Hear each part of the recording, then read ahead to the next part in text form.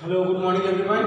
So now continue our chapter 13 in class 12 and our next topic is similarly chemical properties. So chemical properties. Today we will discuss the electrophilic substitution reaction.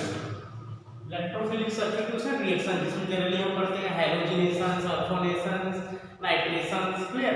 So now first is in brominations. So bromination means addition of bromine. That any link react with bromine water at room temperature that gives precipitate up to 4,6 tribromo aniline. So first we react that aniline NH2 in the presence of bromine and bromine Br2. Bromine water in the presence of H2O. So we know this. सबसे first जो यहाँ पे ब्रोमिनेशंस होता है वो कहाँ पे attack करता है para positions. So hydrogen atom, so one hydrogen and one bromine. So bromine are attacking this para position. So first we form NH2Br. In this way we can write that is in 4 bromo amines. Again we take bromine in the presence of H2O. Then next attack is in ortho position, so H and Br. So Br is attack here. That NH2 here form bromine and bromine. Hydrogens सबसे first attack होता है para position पर, after that ortho position, then ortho position hydrogen and one bromine. Then another bromine is attacked in this form. So this form 2,4 dibromo aniline. Next again we take bromine and H2O. Then next attack is here ortho position, so H and Br. Then remove minus HBr. That gives NH2 Br and Br bromine. So here 2, 4, 6 tribromo amines. 2, 4, 6 tribromo amines. यदि आप इसको एक ही step में लिखना चाहते हैं तो देखिए कितने ब्रोमीन यूज हुए 2 and 2 6 ब्रोमीन, तो हम उसको लिख सकते हैं इसी फॉर्म में 3Br2. क्लियर? जिससे क्या लिखा जाता है 3HCHBr रिमूव होगा. ये था bromination. So here in bromination reactions, अभी जो हमने देखा था brominations में क्या हो रहा था, amines ग्रुप में bromines का attack. But we know is that aromatic amines are more reactive. Aromatic amines मतलब amines already अपने आप में क्या बहुत ज़्यादा रिएक्टिव है. यदि हम उसको और इलेक्ट्रोफिलिक सब्स्टिट्यूशन कराते हैं तो रिएक्शन और भी ज़्यादा क्या हो जाता है, अनकंट्रोल्ड हो जाता है. तो इस अनकंट्रोल्ड रिएक्शंस को कंट्रोल कैसे करें, तो उसके लिए क्या किया जाता है, that protecting the NH2 group को प्रोटेक्ट किया जाता है पहले. इसके बाद एसिलेशन विद एसिटिक एनहाइड्राइड्स होता है, मतलब डायरेक्ट रिएक्शंस ना करा के वहां पे रिएक्शंस पहले कराते हैं.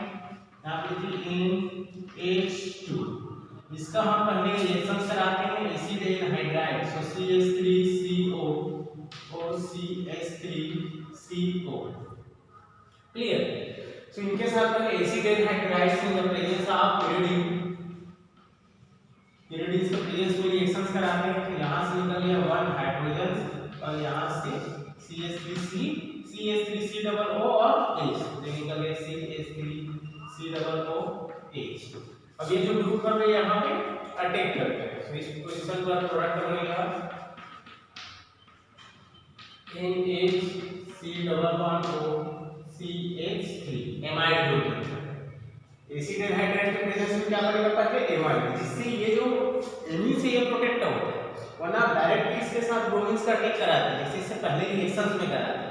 यदि आपको ब्रोमिनेशन आता है तो डायरेक्ट उसी रिएक्शंस को लिखेंगे. बट इस प्रोसेस को कंट्रोल कौन करते हैं, प्रोसेस कंट्रोल होता है किसके द्वारा, एसिड एनहाइड्राइड के द्वारा. तो पहले एसिड एनहाइड्राइड्स कंबाइन होते हैं किसके साथ, एमीन्स ग्रुप के साथ. प्राइमरी एमीन से कौन सा बन गया, सेकेंडरी एमीन से. अब सेकेंडरी एमीन से ये जो कंपाउंड है मतलब स्टेबल हो जाता है. स्टेबल होता है कौन सा ग्रुप, एमीन्स ग्रुप. अब इसके ऊपर हम अटैक कराते हैं ब्रोमीन्स एंड ब्रोमीन्स का. तो इस पोजीशन पर हाइड्रोजन के साथ कंबाइन हो गया, तो क्या रिमूव हुआ -HBr, क्या रिमूव हुआ -HBr। सो प्रोडक्ट यहाँ आएगा NaCO3 मेथिल बेंजीनामाइड का जो ग्रुप है उसमें क्या होती है ब्रोमीन होती है। अब इसको जब हम वाटर के साथ रिएक्शन कराते हैं मतलब H and OH के साथ H and OH, so that's group remove, क्या रिमूव हुआ यहाँ से CH3COOH, CH3COOH। आफ्टर क्या करते हैं हाइड्रोलिसिस करते हैं, तो ये इसके साथ जुड़ जाएगा, ग्रुप बना यहाँ पे NH and Br। इसलिए पूरे ब्रोमीन से अटैच हो जाएंगे तब इसको लास्ट में क्या करना है रिमूव करना है। क्लियर। तो इस तरह ब्रोमिनेशन प्रोसेस को कंडक्ट कौन करते हैं एसिड एनहाइड्राइड। ये क्या करते हैं इमिज ग्रुप को स्टेबल बनाते हैं, स्टेबल होने की वजह से जो इसमें एक्टिवेटिंग ग्रुप है इमिज ग्रुप उसमें रिएक्शंस जो है इन्वॉल्व नहीं होता। क्लियर। इस तरह आप हाइड्रोलिसिस करते हैं, लास्ट में करना है देखो 3 ब्रोमीन अटैक कराते हैं, तीनों ब्रोमीन अटैक के बाद हाइड्रोलिसिस होगा जिससे इसका जो एमाइड ग्रुप है फिर से क्या बन जाता है इमिज ग्रुप में कन्वर्ट हो जाता है। So this is the reaction that forwarded to bromination. So here next is nitration से addition of nitric acid. So now we are taking the first we take aniline NH2 in the presence of HNO3 यहाँ पे इसके presence में हो रहा है protic acid 288 kelvin temperature. तो first attack यहाँ पे होगा, चलिए इसको हम 3 मोल्स ले लेते हैं, 3 प्रोडक्ट्स बना लेते हैं। क्लियर। तो यहाँ H और O क्या है वो -H2O, सो प्रोडक्ट बनेगा NH2 and NO2, so para nitro aniline. And one thing अभी तक हम देख रहे थे कि पैरा नाइट्रो एनिलीन तो मेजर प्रोडक्ट है, साथ ही क्या बनता था आर्थो बनता है, बट इस केस में एक चीज और है जो डिफरेंस है, इसमें तीनों प्रोडक्ट बनते हैं NO2 आफ्टर देन बनता है Meta product Meta nitro aniline. फिर सबसे कम परसेंटेज जो होता है वो होता है आर्थो प्रोडक्ट। अभी तक आपने पढ़ा था कि आर्थो क्या बन रहे हैं ज्यादा बन रहे हैं NO2 ortho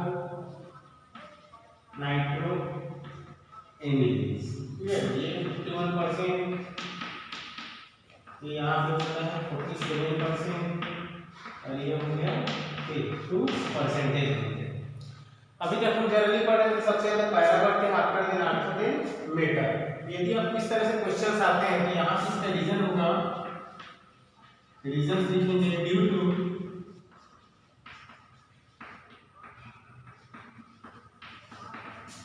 protecting of NH2 group by acid anhydride.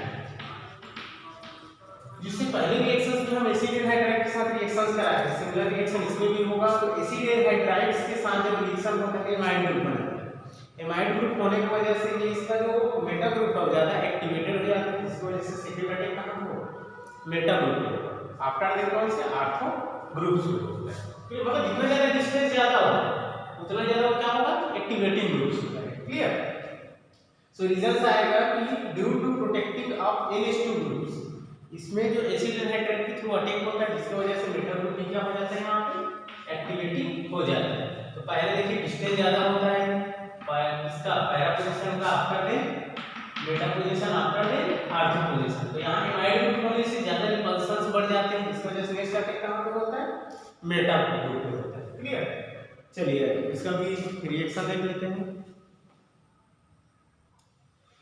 यहाँ पे डायरेक्ट रिएक्शन नहीं होता, पहले एसिड एनहाइड्राइड के साथ रिएक्शन होता है क्योंकि NH2 ग्रुप क्या है बहुत ज्यादा रिएक्टिव है। यहाँ से निकाल दिया हाइड्रोजन और ये रिमूव हो गया CH3COOH। इसका जो हम यहाँ पे अटैक कराते हैं तो सिमिलरली यहाँ बनेगा NaC double bond O CH3 कौन सा ग्रुप बना एमाइड ग्रुप। अब एमाइड ग्रुप के ऊपर यदि हम HNO3 का अटैक कराते हैं HNO3 तो HNO3 के अटैक के साथ यहाँ -H2O रिमूव हो जाएगा। इसका अटैक होगा कौन सी पोजीशन पर पहले पैरा पोजीशन पर।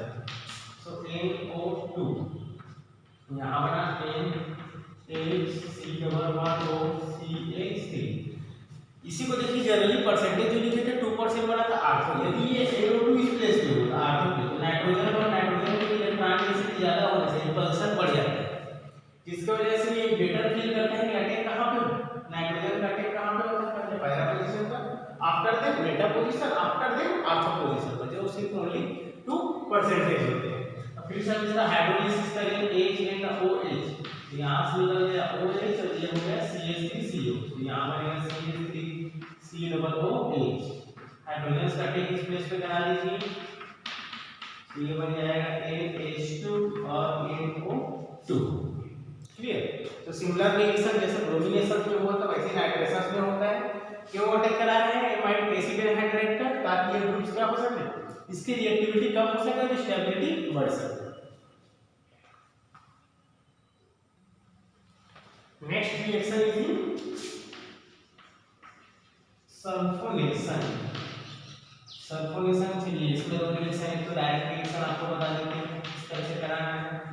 NH2 यदि हम रिएक्शन कराते हैं H2SO4 तो सल्फोनिल मतलब होता है HSO3, तो हम इसको लिख सकते हैं oxygen oxygen oxygen and oxygen HSO4। So that remove sulphonyl से होता है HSO3 होता है। ठीक है, तो इस पे इस पे अटैक कराएंगे, यहां से हो गया हाइड्रोजन हाइड्रोजन और वन ऑक्सीजन, तो -H2O। रिमेनिंग क्या बचा HSO3, HSO3 को इस प्लेस पे जोड़ देंगे, ये हो जाएगा HSO3। यहाँ देखिए क्या है -H2O, बट रिएक्शन में डायरेक्ट नहीं होता इसमें, क्योंकि रीजन क्या है, जो बेंजीन एमीन है बहुत ज्यादा क्या होता है रिएक्टिव होता है। तो प्रोसेस इस तरह से होगा, यहाँ पे देखिए NH2 plus H2SO4। Clear. So here that gives product NH3HSO4।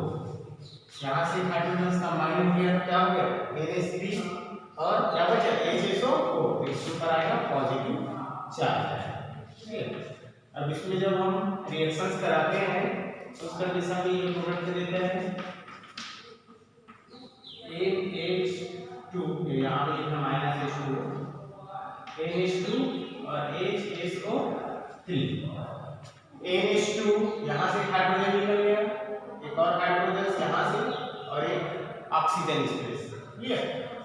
Hydrogen hydrogen और वन ऑक्सीजन, क्या बचा NH2 HSO3।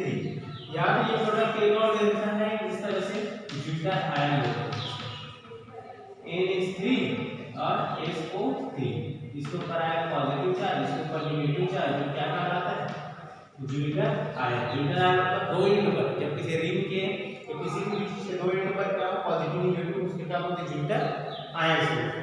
या तो दो प्रोडक्ट बनेंगे NH3 बनेगा, यहाँ से SO3 हो गया तो SO3 बच जाता है, ज्यूटा आयन बनता है। यदि NH2 और HSO3 इस तरह से सल्फोनिल ग्रुप बनते हैं। तो यदि रिएक्शन आते हैं तो आप डायरेक्ट रिएक्शन लिख सकते हैं, यदि रीजन के साथ आते हैं तो आपको रिएक्शन लिखना पड़ेगा, क्योंकि डायरेक्ट NH2 की क्या होती है रिएक्टिविटी ज्यादा है, इसलिए इसके साथ पहले अटैच होता है, क्योंकि दीज आर द मैग्नीज, ये मैग्नीज बन गया direct reaction. Next and last reaction is electrophilic substitution reaction. इसमें हम देखते हैं फ्रीडल-क्राफ्ट रिएक्शन। जनरली आपको पता है कि अभी तक जो चैप्टर्स पढ़ रहे हैं उसमें इलेक्ट्रोफिलिक सब्स्टिट्यूशन रिएक्शन में पहला होता है bromination, nitration, sulphonation and Friedel Craft reaction. Friedel Craft में आते हैं elimination and acylation. So aniline does not undergo Friedel Craft reaction. Aniline Friedel Craft reaction नहीं देता है, पहले समझ लेते हैं तो NH2 फेडरल कार्बन में 2 आते हैं, एक तो आप करा सकते हैं किसके साथ, इस एल्किलेशन मतलब एल्किल क्लोराइड के साथ, या एसिलेशन में उसे CH3 C और CH, क्लियर, ये एसिलेशन मतलब एसिल क्लोराइड या एल्किल क्लोराइड। अब इनके साथ रिएक्शन से भी हम कराते हैं तो क्या रिमूव होता है, H और यहाँ से क्या निकलता है CH, और CH या फिर यहाँ से क्या रिमूव होता है, Cl रिमूव होता है। और एक्चुअल में क्या होता है, इसमें जो कैटलिस्ट होता है, कैटलिस्ट होता है वो होता है एनहाइड्रस एल्युमिनियम क्लोराइड। ये एल्युमिनियम क्लोराइड क्या बना देता है, साल्ट फॉर्मेशन कर देता है, क्या बना देता है, इसके साथ साल्ट फॉर्मेशन करता है, इसकी वजह से रिएक्शंस आगे नहीं हो पाता। सेकंड रीजन ये है कि nitrogen of element require positive charge, इसका जो नाइट्रोजन होता है ये क्या करता है, पॉजिटिव चार्ज का रिक्वायरमेंट करता है, जिसकी वजह से जो यहाँ हाइड्रोजन से टर्म्स है, लेकिन नाइट्रोजन से आप नाइट्रोजन ऑलरेडी क्या है, कार्बन और इसकी इलेक्ट्रोनेगेटिविटी में ज्यादा डिफरेंस नहीं होता, कार्बन और नाइट्रोजन से, जिसकी वजह से ये पॉजिटिव नेचर शो करने लगता है कंपेयर देन किसके, कार्बन से। तो जिसकी वजह से इसमें क्या होता है, एक लेविस एसिड बिहेव करता है, जिसकी वजह से रिएक्शंस आगे प्रोडक्ट का फॉर्मेशन नहीं हो पाता। तो रीजन आप देखेंगे एल्युमिनियम क्लोराइड के साल्ट फॉर्मेशन, सेकंड है नाइट्रोजन, जो एल्युमिनियम ग्रुप का नाइट्रोजन है वो क्या करता है, पॉजिटिव चार्ज रिक्वायर करता है, जो कि स्ट्रांग रिएक्टिविटी ग्रुप होता है, clear. So that aniline does not goes to the reaction. इससे पहले भी चैप्टर में हम लोगों ने पढ़ा था कार्बोक्सिलिक जो ग्रुप्स है उसमें भी एल्डिहाइड और कीटोन्स का एसिलेशन प्रोसेस नहीं हो पाता, इसको याद रखना, क्लियर। Okay, thank you.